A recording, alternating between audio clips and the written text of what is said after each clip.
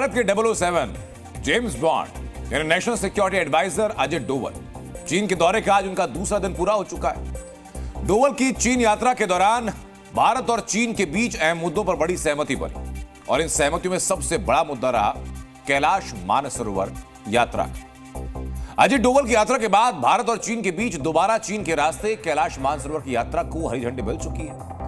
साल 2019 में कोविड की वजह से तिब्बत से कैलाश मानसरोवर की यात्रा को रोका गया था, लेकिन कोविड खत्म होने के बाद चीन ने इस यात्रा की इजाजत रिन्यू नहीं की। चीन के साथ राजनयिक संवादों के दौरान लगातार भारत इस मुद्दे को उठा रहा था और अजित डोवल की यात्रा के बाद सहमति बन चुकी। डोवल का मिशन बीजिंग कामयाब हुआ, लेकिन अजित डोवल की यात्रा के दौरान ही कुछ ऐसा भी हुआ जिसने पाकिस्तान के होश उड़ा दिए और पाकिस्तान में भी अजित डोवल के नाम का डंका बज रहा था।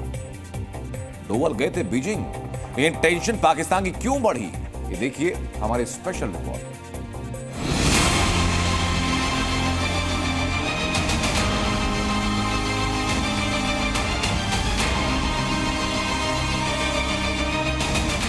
बीजिंग में चीन के विदेश मंत्री वांग यी और भारत के नेता अजित डोवल की मुलाकात के हर पल पर पाकिस्तान की निगाहें।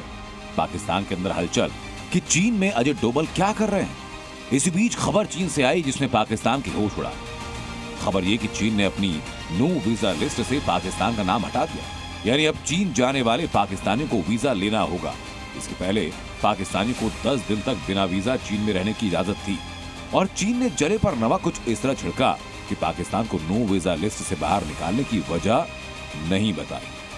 भारत कहने से अजित डोवल के बीजिंग एजेंडा में पाकिस्तान को लेकर कुछ भी नहीं था, लेकिन पाकिस्तान के अंदर डोवल का खौफ इतना कि नो वीजा लिस्ट से बाहर आते ही वो डोवल की पावर को बयां करने लगे। इंटेलिजेंस की दुनिया में स्पाई मास्टर कहे जाने वाले अजित डोवल का इतिहास कुछ ऐसा है कि पाकिस्तान उनके नाम से थर थर कांपता है। बताया जाता है कि अजित डोवल ने पाकिस्तान में अंडर कवर काम किया है।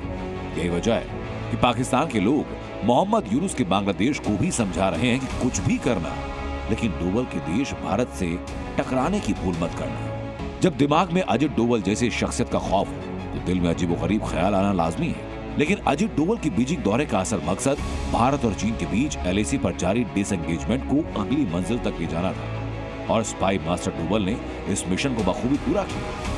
चीन के विदेश मंत्री वांग यी और अजित डोवल की मुलाकात के बाद दोनों देशों ने तय किया कि सीमा विवादों पर दोनों देश मिलकर काम करेंगे और फैसला ये कि दोनों देश ऐसा कोई कदम नहीं उठाएंगे जो किसी भी पक्ष के लिए अहित की वजह बने। वांग यी से मुलाकात के बाद चीन के उपराष्ट्रपति और अजित डोवल के बीच संवाद हुआ, जिसमें भारत और चीन के बीच व्यापार, सांस्कृतिक आदान प्रदान जैसे मुद्दों पर बात हुई।